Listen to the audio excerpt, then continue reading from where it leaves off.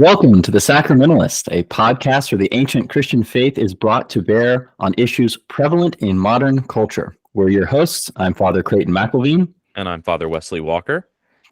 And today we are joined by Lance Davis to discuss the Anglican Office Book, which is an incredible resource which he has compiled and published. Welcome, Lance. Thank you, Fathers, for having me. Yeah, we're really excited for today's conversation.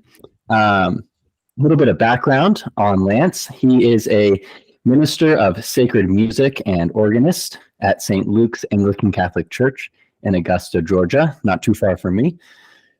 He's a graduate of Oral Roberts University, where he studied patristics and linguistics, and he has a certification with the American Guild of Organists, having completed organ residencies at York Minster and Southwark Cathedral in London.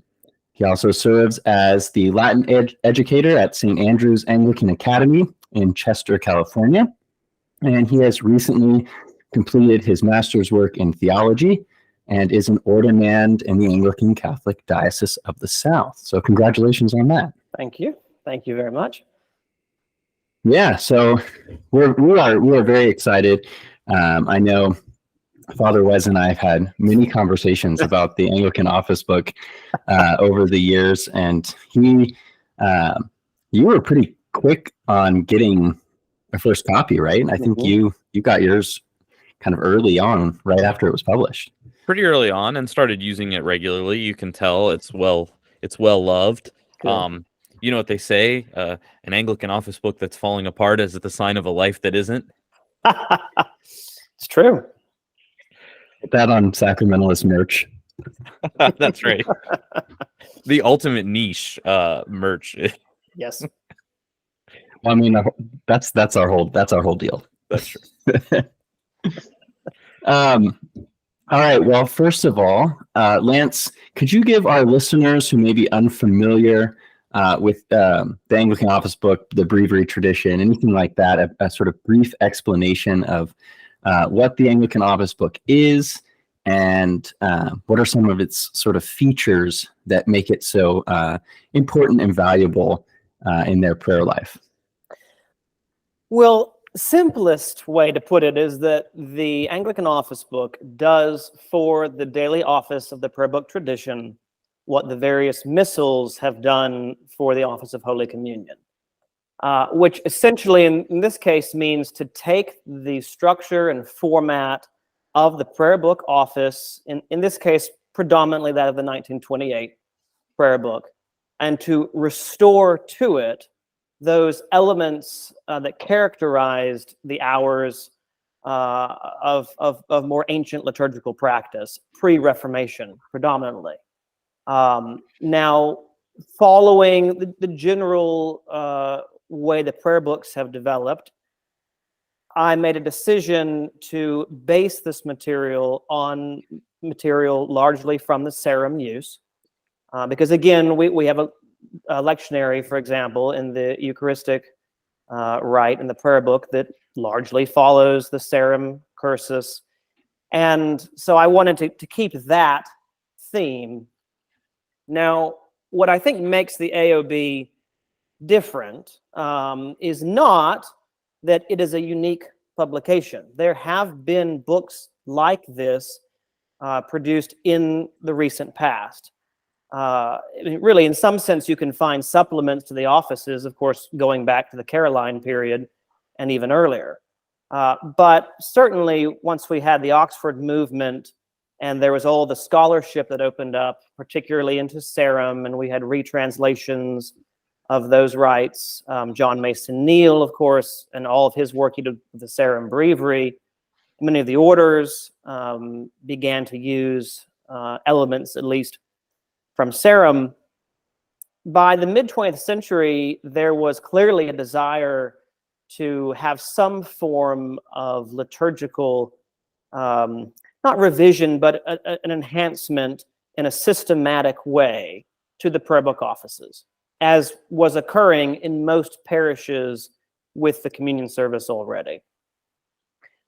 Two works that were notable as far as this endeavor goes were what was called the English Office Book And it was first produced at the very end of the 19th century. And it was the 1662 office with just a few additional collects and such to allow an expanded calendar of the saints and of the seasons. And that went through several editions, culminating in the last edition of 1955, which is an interesting work. It's hard to find in original form now. It was bound with all the readings from the 1922 English lectionary, but following certainly the High Church Party in England at that point in time, it adopted the rubrical reforms of Pius XII from 55. And so it created an interesting middle way office between the earlier tradition and then what eventually came to be 1962 and then the Novus Ordo. In America, the only real work that did the same thing to this extent was Father Paul Hartzell, who compiled a book called the Prayer Book Office. And it originally came out in 1944 and had two subsequent editions in 63 and 67. And he sought to restore many Sarum elements, a fuller calendar, to the 1928 office. But he did it in a way that by using his book, you didn't have to be encumbered, as it were, with the editions if you didn't want them. I can't prove this, but I think part of it was a nod towards keeping the rubrical integrity of the 28 intact and not making it appear as if he were adding things to the ordinary as the Episcopal Church had approved it. So if you wanted to use the Prayer Book Office, you had to go to multiple different sections to find your hymns or your collects, your antiphons.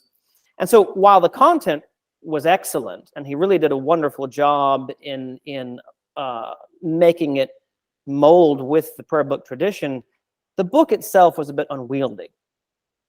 And then by 63, he had worked with the Prayer Book Studies Commission in its earlier days, but he began to be influenced by the liturgical movement as it had developed at that point. And so there were some more ad hoc changes he had made to the office. And by 67, he had really created this office that was entirely of his own mind, loosely based still in 28, but he had what he called a world calendar, where he thought we would fix the date of Easter, and he was convinced that this sort of thing was going to become commonplace throughout the Christian world. And of course, he campaigned for many of the things that later came to reality, such as removing Septuagesima and these sorts of things. So those latter two editions, interesting to see the development of this certain style of Anglo-Catholic liturgy in the Episcopal Church, not particularly helpful today. So my idea was the Anglican Office Book should take the best of the work that was done before and put it into a format usable and, dare I say, approachable by anybody. Because the only other source we have had in English that at least is conformable to the 1928 rite is the Anglican Breviary, which I think is a wonderful production. But as those who pray the Breviary know, it does require a certain amount of finesse to learn the rubrics.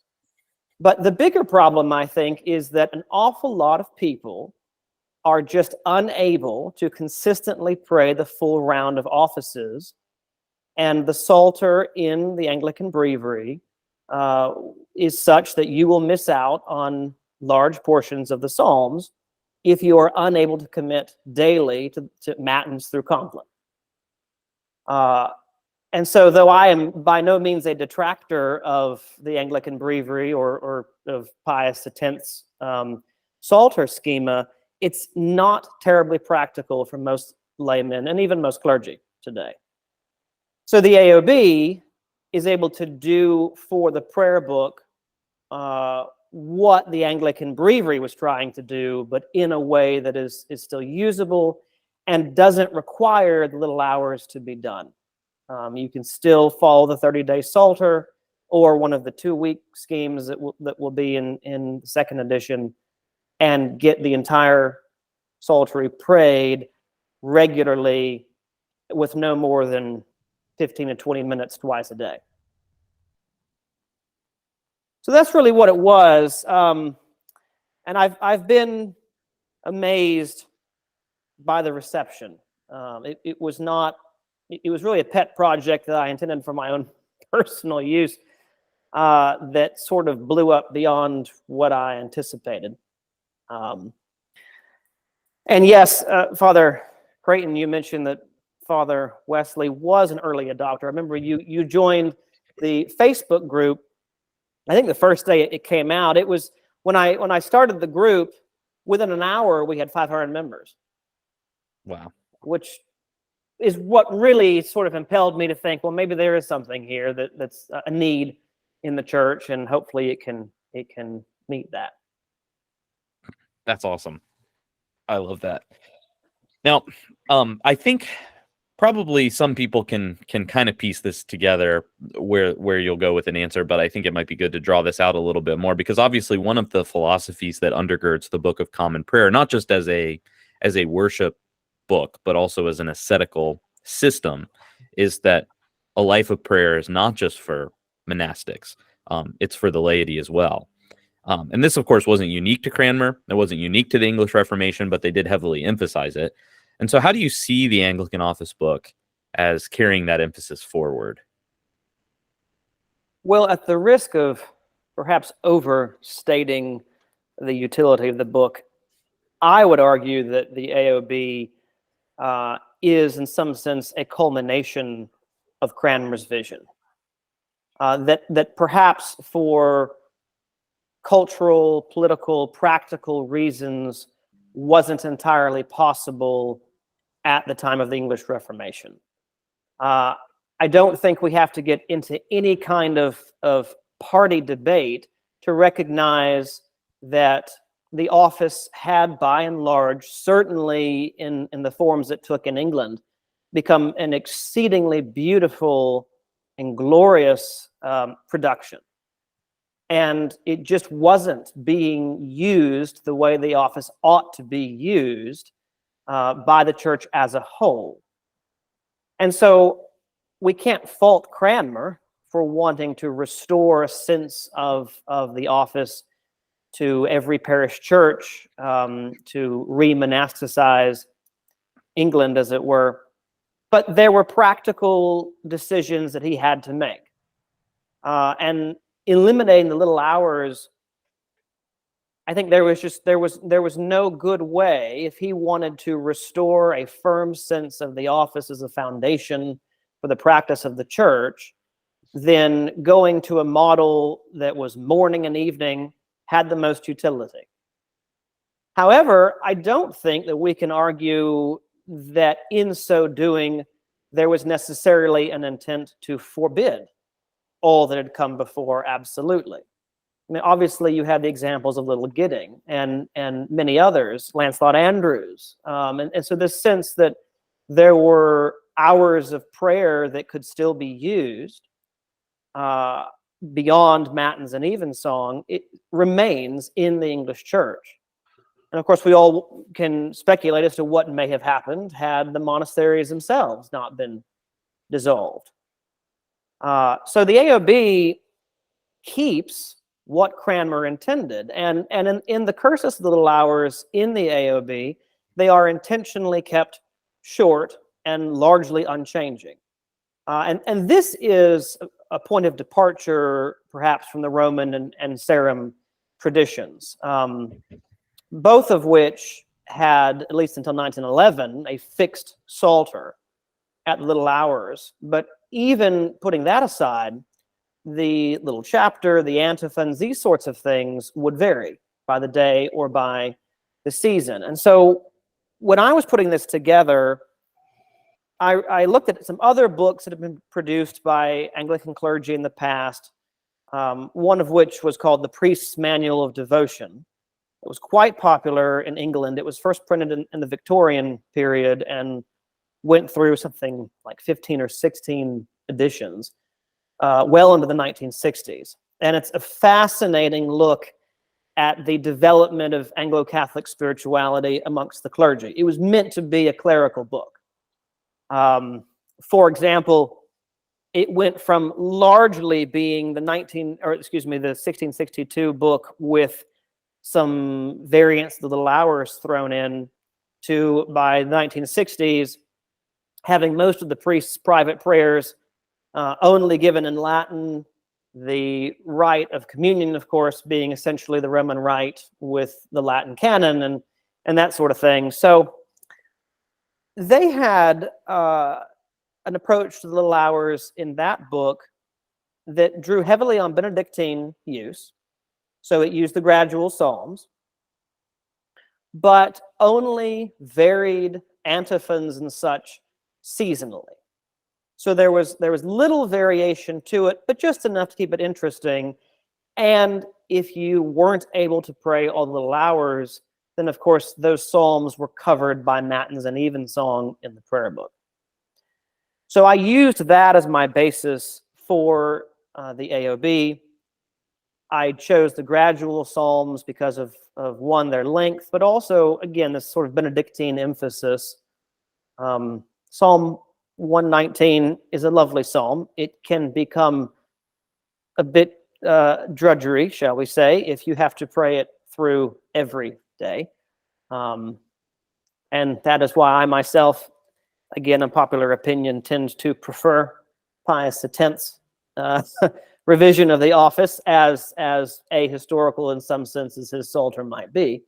There's a utility there that's important. So I think what we have done with the AOB is take Cranmer's approach and say, you can now begin to sanctify the rest of the time throughout the day, like was the universal tradition in the church from the earliest days, following the same sense of simplicity that has made the prayer book right, not only so influential, but I mean, let's face it, it has been adopted by both the Orthodox churches and by Rome in some form, which tells me that there's a great usefulness to that approach and a necessity for it in the church today. And so now the AOB has that as an option. As an aside, though, to that point, for those who do pray the little hours consistently and regularly, there's going to be another 2-week Psalter scheme in the second edition that will follow the sort of Pius X approach and will have short variable psalms.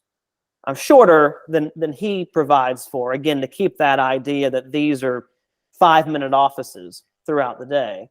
But I know that there are a good number of people that have made it their custom to pray all of the hours each day. So this will, again, allow maybe a little bit more variety without losing the idea of what the little hours are meant to be. That's helpful. That's helpful. Now, one criticism I've heard of the AOB, and I do not share this. In fact, I think it's bunk. But I was just having a conversation with someone yesterday who, ironically, this person is a Roman Catholic, who, it's a long story. But anyways, he says that one of his issues with the AOB is that it overcomplicates what is a very simple and elegant BCP office to the point that it's unapproachable. That was his argument. I think this is just not true, but I'm curious how you would respond if you heard someone talk like that about the AOB. Well, I think my first question would be, well, then what would you consider to be approachable? I mean, certainly we couldn't consider, in my opinion, either the Roman Breviary or the Liturgy of the Hours to be such. In fact, I would say Liturgy of the Hours is less approachable than the Roman Breviary. So with that said, I would say, look, the AOB keeps the entire structure of Cranmer's office and does not complicate it any more than the average parish mass has complicated the simple and elegant communion service in the prayer book. I have never experienced a parish that did, say, a straight 1928 or 1662 liturgy, as written, with nothing else added to it, meaning no hymns, no additional collects, no minor propers, not having the Benedictus after the Sanctus. I have never experienced that, and there's a reason for it. There's a reason that really from the beginning, whether it were metrical psalms or hymnody or what have you, the liturgies in the prayer book have been embellished, shall we say. And of course, we do that at its best when we embellish them with material from the tradition and not something created in committee in the 1960s. But nevertheless, I think there's a more fundamental issue here that is at stake. And this is partly what led me to publish the AOB. There is a disconnect, or has been in many cases a disconnect, particularly in Anglo-Catholic parishes of the Continuum, between what goes on Sunday morning at the Mass and what goes on daily in the office. The Mass and the office are interrelated. You really cannot separate one from the other. Pius Parsh, the liturgical scholar, in his book, The Breviary Explained, he relates this to the analogy of the Mass being the sun and the hours of the office are the planets revolving around it. Or the Mass is the jewel and the divine office is the centerpiece for it, is what frames it. And what happens, I think, is particularly in our parishes that use the Missal, is we will have this beautiful historic rite of Mass with all of the saints' days observed and all of the seasons, and then we'll go pray our office, which is completely stripped of all of that and has no actual relation to what we just did at the Mass. And this is particularly noticeable with the saints' days. Anglo-Catholics, for example, generally love to have the full cursus of Marian feasts. Well, aside from the purification and the Annunciation, all the rest of them have no collects provided. So it would seem odd to me to say Mass for the Assumption and then to go read Evensong and pray the previous Sunday's collect. So what has the AOB done? Well, in practice, all that is added to the simple elegance, and I will agree with that phrase, of the prayer book office are hymns. One. There are 2 hymns added at Matins and 1 at Evensong.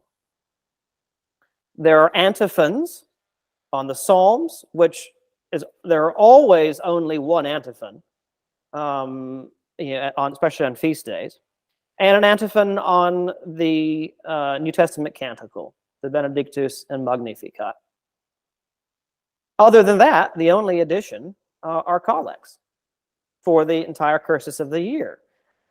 So the reality is, again, have either of you ever attended a parish evensong that didn't have hymns added to it? I mean, my career has been spent as an organist, and I've been very fortunate to have worked in some really lovely parishes, both of the Anglican and the traditional Latin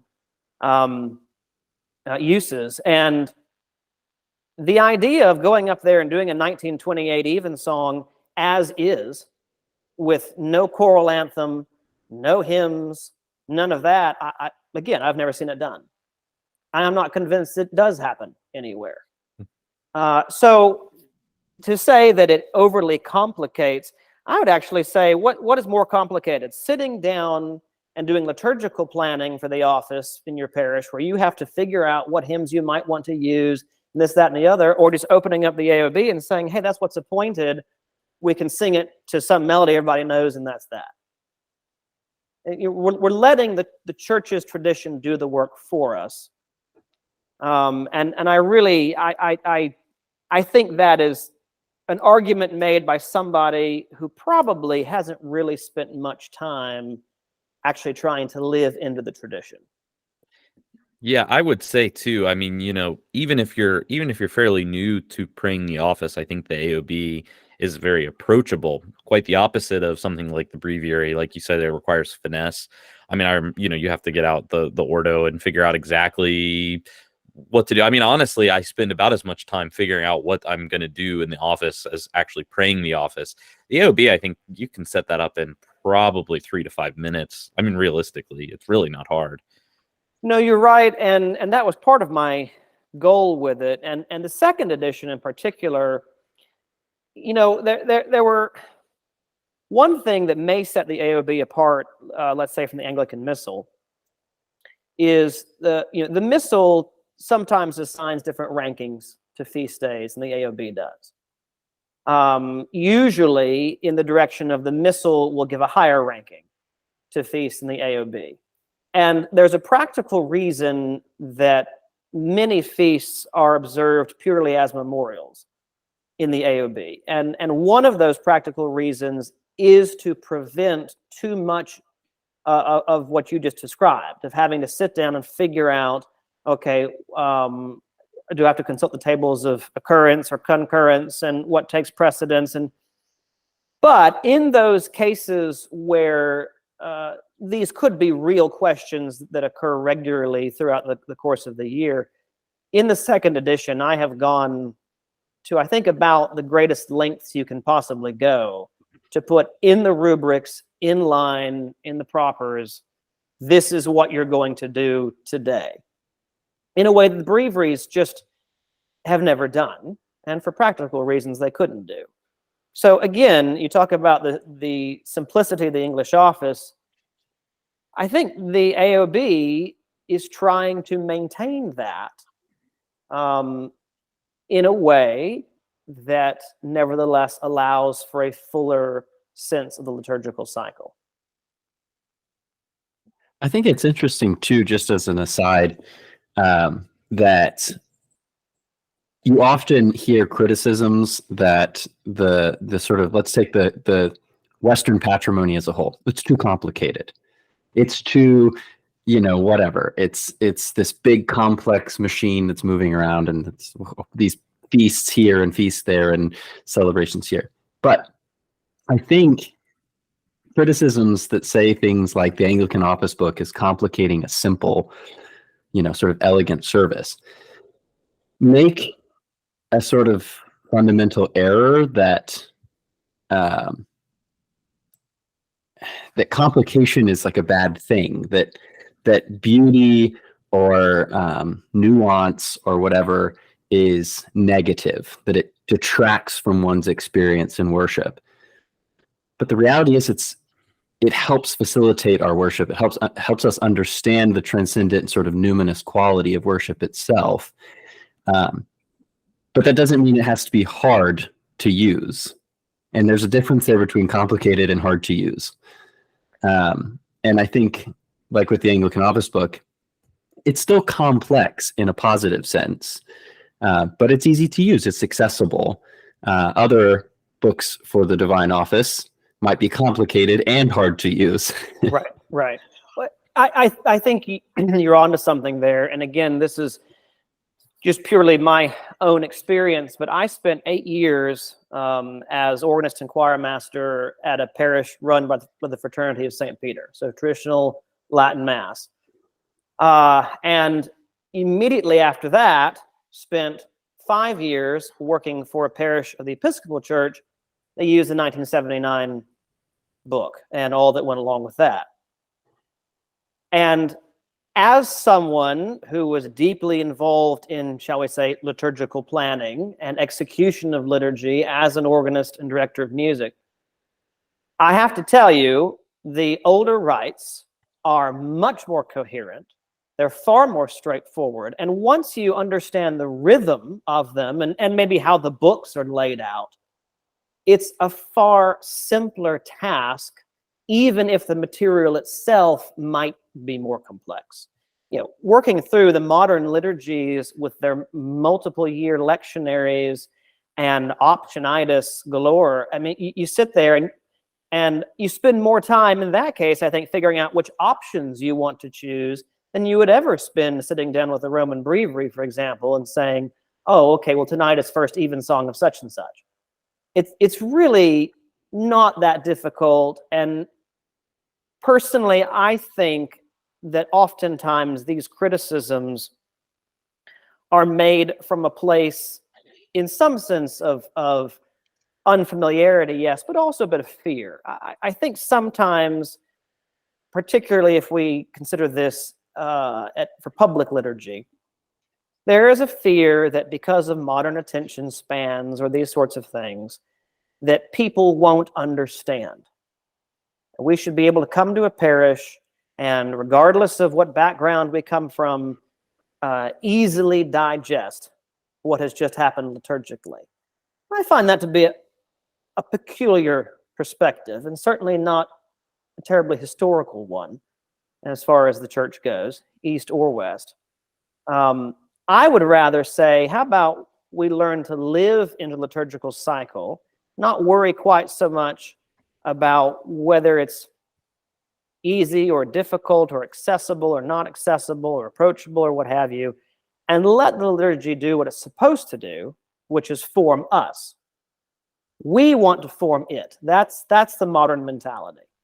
And everyone is guilty of that across the board. And we're never going to get past a lot of these issues in the church broad today until we change places in our approach to the liturgy. Let the tradition speak to us, learn to live it, and don't worry about having to take control of everything all the time. I think that's a great point. I always try to remind people that we're the ones being formed, right? We're not the ones doing the forming. Mm-hmm.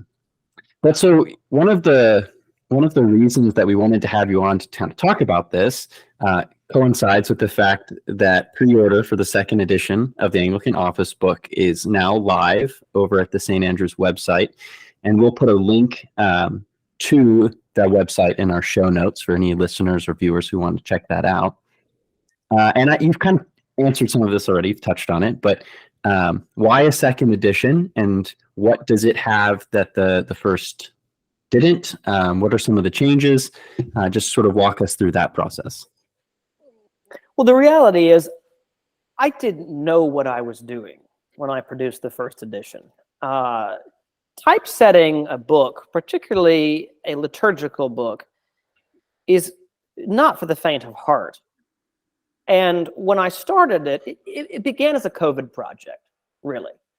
I was living in New York City at the time, and as you can imagine, when this all began, New York became a somewhat hostile environment in some respects. So I came down to visit my family in Georgia and spent a few months down here and took some of my book collection with me and got this crazy idea that, well, how come no one has reproduced one of these office books in the last 50 years? So it began entirely as a pet project that I thought maybe I'd find a private publishing company, have a few copies for myself, and that would be that. Well, my dear friend, Father Brian Foose, who's the headmaster of St. Andrew's Academy, I was talking to him about this, and he is a man that has no shortage of vision about anything. And he says, well, let's publish it. Well, I don't know the first thing about any of this. And so he was real insistent that we do this. And so he got the funds together, found a benefactor who was willing to support the print run. So we started to do that. But the reality is, by the time we made that decision, I had done so much work into the first edition that going back and making any major corrections to the typesetting or even alterations would have required an amount of work that I wasn't sure I could commit to at that point in time. So we released it, And again, it was very popular. And I received so many comments from people thanking us for producing it and saying that they'd waited for years for something like this to happen. And it also struck me where these people were coming from. Yes, the majority were Anglicans of some variety, but Roman Catholics, Orthodox of Eastern and Western persuasion, Methodists, Lutherans, all across the board.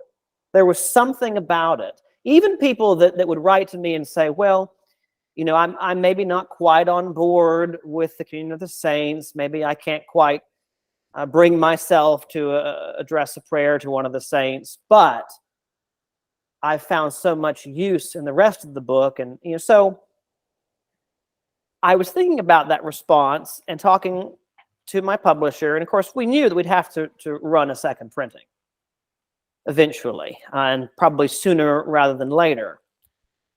And so I told him, well, let's hold off a little bit. I would really like to retypeset the whole thing. If we're going to do it again, then let me do it the way it ought to have been done the first time. I'll learn the software properly and go through and really try to make it look like the best of the breviary tradition in terms of typesetting and such. And so the easy part, in some sense, was copying and pasting all the text. The hard part was in going through and completely changing everything. Now, we changed the font, we changed the organization, the structure. But there was one other thing that left the first edition incomplete for me.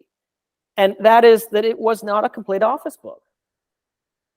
In the Anglican tradition, of course, you have to have the cursus of Scripture. And it makes sense if you pray your office in the church, or if you pray at a prayer desk at home, that you're doing it twice a day, you would leave a Bible next to your office book, and that's fine. But again, when I've produced something that has the little hours, that has several pastoral offices in it, many other offices of devotion that could be used throughout the day, it seemed to me that we needed to have all the material bound together. My initial idea was, well, since this is largely a book for the American church, we'll put in the 1943 lectionary readings, knowing that probably nobody is totally satisfied with that lectionary, but it is what we are generally stuck with right now. And of course, those tables are in the AOB. And I was talking to my publisher about it, and I said, but there is a problem. In some sense, it might limit the usefulness of the book, because we also have two other lectionary tables in the back. The Canadian 1962, which I think is a wonderful lectionary, and is approved in the G3, certainly. And then we also have the 1549. And by binding in the 43 lections, you would still need to have a Bible with it. And as we all know, there are, two editions, certainly of the authorized version, that have the Apocrypha bound in right now, neither of which are terrifically portable. So Father Foose says, we'll just put the Bible with it. I laughed, and the idea of typesetting the Bible, which we would have to do. I mean, there was no elegant way to do a photographic reproduction, which is really what everyone does now for the authorized version, for the most part, at least all the ones with the Apocrypha. So I scoffed at the idea initially, but began to think about it and said, well, if you're going to do it, you may as well do it the best way you possibly can, that will have the most usefulness for people. And the reality is, I have to keep in mind that the AOB needs to generally conform to a liturgy that can be used publicly. And since I think maybe the one thing that perhaps all the Anglican jurisdictions have in common is that the authorized version is at least permitted, if not required, for public readings of Scripture, that made the most sense, one, and two, just putting it all together. that was a bit of a Herculean task. Now, I've had people ask me, did you have to hand type the entire Bible? No, thankfully I did not. There are plenty of resources that have been checked over and over and over again for the text. But I will tell you this, we had to, for space reasons, put it into a paragraph format. And of course, generally speaking, the authorized version has been produced, verse by line kind of format.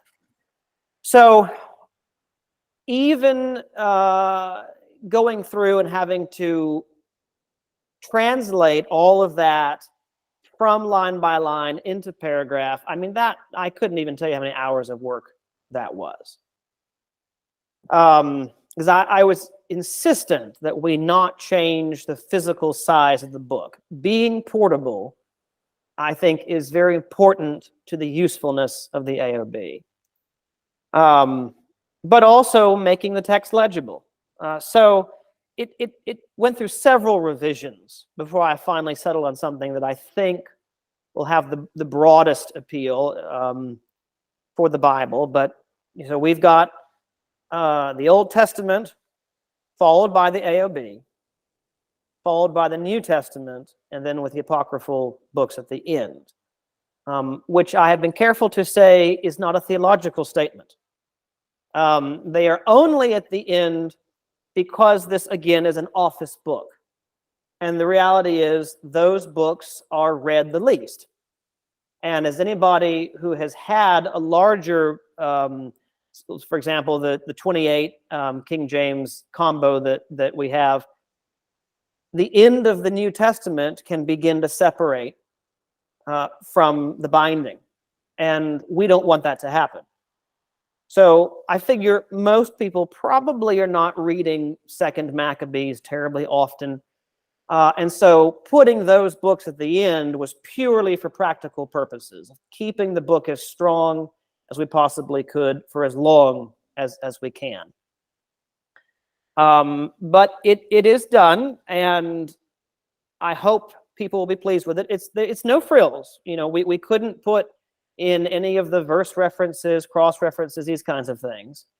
But again, there's plenty of material out there for that if you need it. This is an office book. But now you can use all three of the lectionaries and still have just the one book. And I'm pleased to say we switched to a thinner Bible paper than the first edition. So we're only adding about 0.8 inches to the thickness of the book, which will still make it thinner than either the Anglican Breviary or the 28 King James combination. And Lance, when could people expect, if they pre-order now, about when could they expect to actually receive it? I know some of that's out of your control, but just in general. So the most I know that I can say, the publishers or the printers are working on it right now. They are hoping to have the whole thing done by the end of May. Now, it's going to take longer than the first edition, and there are two reasons for that. One, of course, it's a much longer book. We went from 700 and something pages to 2,200. It is produced on a much higher quality paper. It will have 10 ribbons bound in with it, a higher quality cover that also has a quite more elaborate design on it than the current one. I have intentionally withheld that from public consumption until I have a copy of the book to show. But the thing that we really can't control is once they print it, they put it into a barge and ship it to California, where St. Andrews is. Last time in 2020, they had told us it would be about 2 weeks on the barge. But of course, we were still in the midst of all the COVID stuff. And it took them about twice as long to just physically to get the books offloaded. So as much as I would like to be able to give a date, unfortunately, we just can't predict that. But we are certainly hoping that books will begin shipping in June. And my publisher has assured me that first come, first served in terms of the pre-orders. Because you have to keep in mind, they're a pretty small outfit in terms of getting these mailed. I mean, they've got 4 to 5 people that really will work on mailing these out. And so when you've got several hundred orders you have to get out immediately once the books arrive, the first people who ordered them were the first ones to get them in the mail. But we've had a very good showing so far. We should say that the packaging that they come in is actually really fantastic. At least the first edition was. I assume there will be a similar caliber for the second edition, but it was quite an experience just opening it. In fact, I almost didn't want to because it was wrapped so nicely. We had several people who wrote to me saying that they got their razor out to try to just slightly cut the top of the packaging so they can save it. I have not yet seen what's in store for the second edition, but I am told it will be of a level of elegance to match the second edition itself. So I will be surprised too.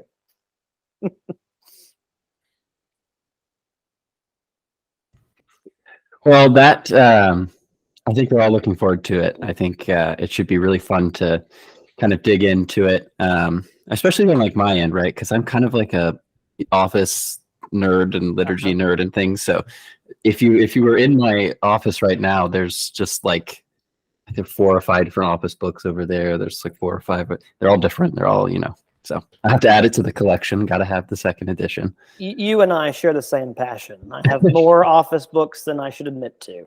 Yeah, there's whole sections of missals and office books, and it's overwhelming. I just acquired, to speak to your nerddom for a moment, I just acquired a complete set of the Pre-Monstre Tension Breviary in 4 volumes. The last one produced in the early 50s, which, by the way, was the only other Latin use that had the serum cursus of O antiphons in Advent. The only other one that shared them.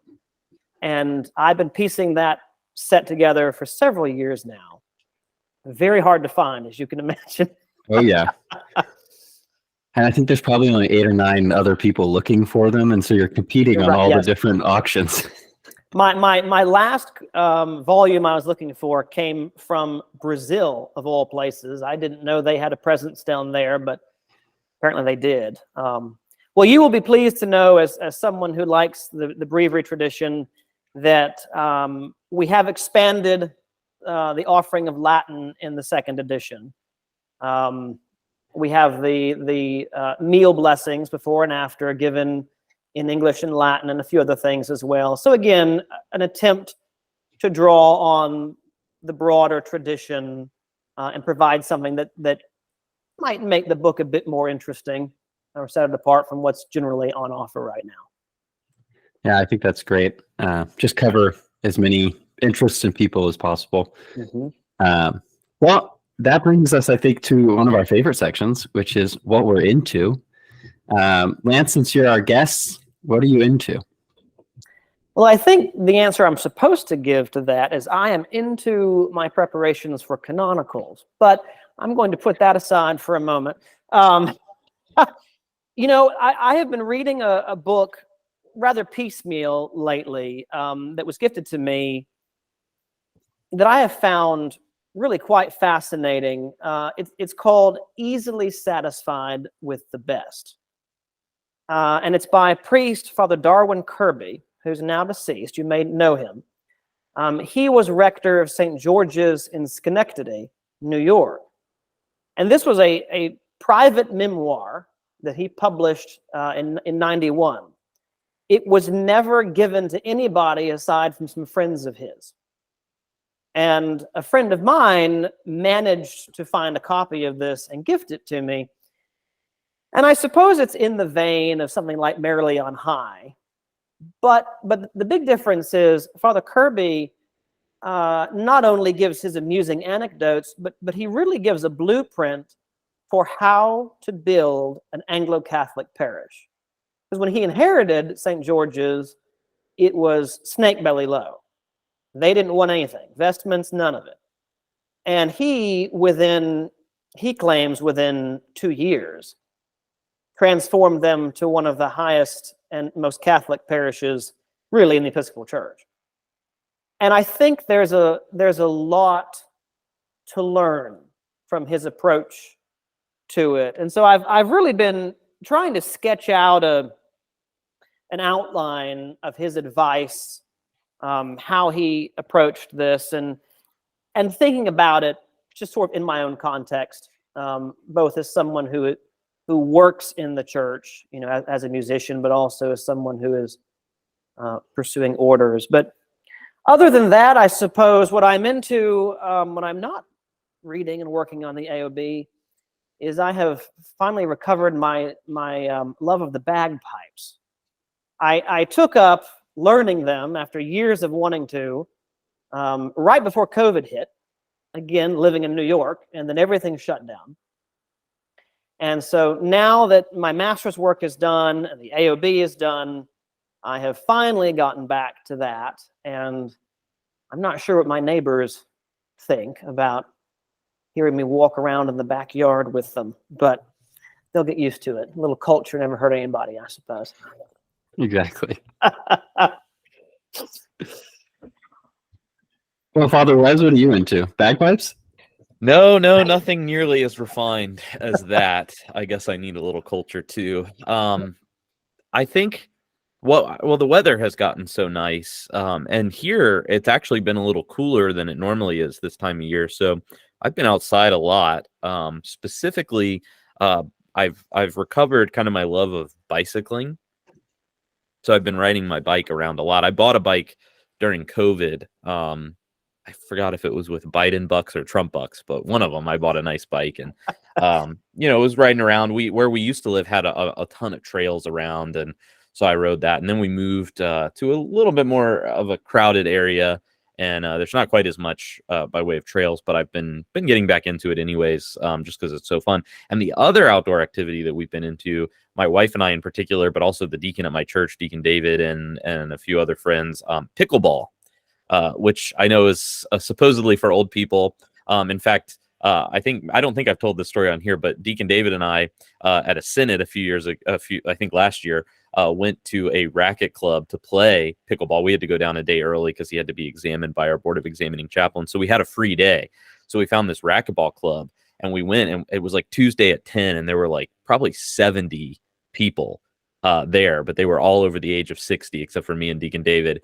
And so we jumped into some games with some older ladies, and they kicked my butt. I tell you what, they absolutely did. And of course, perhaps my language was not fitting for a priest, being beaten by these 60-year-old women. It was pretty awesome. So anyways, so we've really been into pickleball lately, so that when I go back to play against the retirees, I don't get it handed to me quite as bad. Father Creighton, what are you into? Well, I'm doing a reread. This is probably for the third time. I think it's the third time. Reread of Jean Danilou's God and the Ways of Knowing. I've got a little project cooking, and so I needed him. So I needed to get into the nitty-gritty of this particular book. So I'm really enjoying it. I'm already I love his writing style. So I started it a few days ago, probably halfway through. And yeah, there are a few other, as listeners probably are aware, sort of my area of academic and specialty interest is sort of de Lubac and sort of philosophical theology, resource model, that sort of thing. So yeah, if this project comes to something, then I'll tell the listeners. But if it doesn't, then I'm just enjoying a great book. So yeah, it's really good. I recommend people, if you're sort of interested in, I'm not going to call it epistemology because it kind of is and isn't. If you're interested in how Danielou approaches sort of weaving together philosophy, religion, epistemology, sort of all into his vision for God's self-revelation in Christ. I really recommend it. It's really interesting. Yeah, it's good to sort of keep my mind working. I think the last couple times I've said something I'm into, it's been really mundane, embarrassingly mundane. So really enjoying it. As that brings us to the end of our episode, though, we are really, really thankful, Lance, that you came on. If anybody is interested in finding any more about the Anglican Office Book or what you're doing, are there any ways they can get in touch or contact you? Well, the easiest way would be go on to our Facebook group and send me a message. I do my best to reply to every single person that posts on there or sends me a private message. I'm happy to answer questions and tell you what I can. Awesome. Listeners, viewers, if you are interested in supporting the show or getting some extra content, please remember to check out our Patreon. You can follow us for $5 a month, and you can join the communion of Patreon saints. We have all of our social media is usually posted with the show, but if you like us on Facebook, please check out our Facebook group. You can email us with any questions or comments at thesacramentalists@gmail.com. And wherever you get your podcasts, you can rate, review, and subscribe, as well as on YouTube. Father Wes, will you give us a blessing? Yes. Straight out of the Anglican Office Book? I'm just kidding. Sorry, I was unprepared. I threw it at you. You did. The peace of God, which passeth all understanding, keep your hearts and minds in the knowledge and love of God and of his Son, Jesus Christ our Lord. And the blessing of God Almighty, the Father, the Son, and the Holy Ghost be amongst you and remain with you always. Amen. Amen. Amen. Thank you, gentlemen.